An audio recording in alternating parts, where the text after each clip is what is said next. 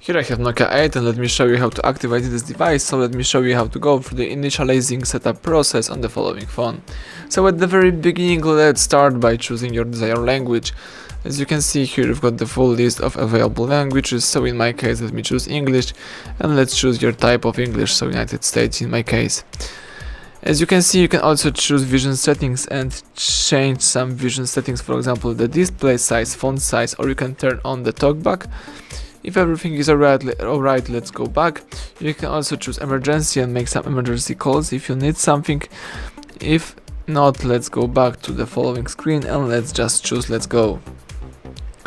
As you can see, you can insert SIM card right here, or you can simply activate your device without the SIM card, so let me do it that way. For now, let me choose skip. You have to decide either you would like to copy your data from one of your older accounts, or you can just choose setup as a new to have a fresh start. Let me do it. The device is looking for available networks. It's not necessary, but I usually recommend it. The internet access enables some interesting features. Let me choose see all Wi-Fi networks to select my network. The device is obtaining the IP address. Let's wait a few seconds. The phone is looking for available updates. Let's wait. And now you can sign in into the Google account. It's not necessary, but I usually recommend it. The Google account enables some interesting features. So let me enter my email.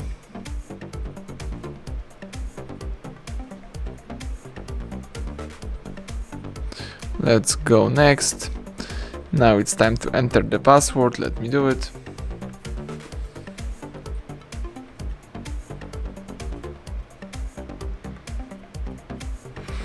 Alright, let's choose next right here.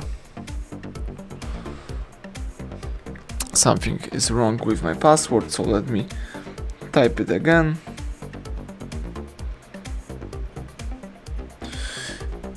Alright.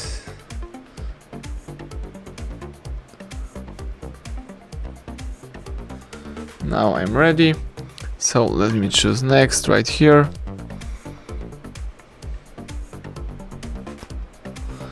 If everything is alright, let's accept terms of services and privacy policy, tap agree. The phone is checking info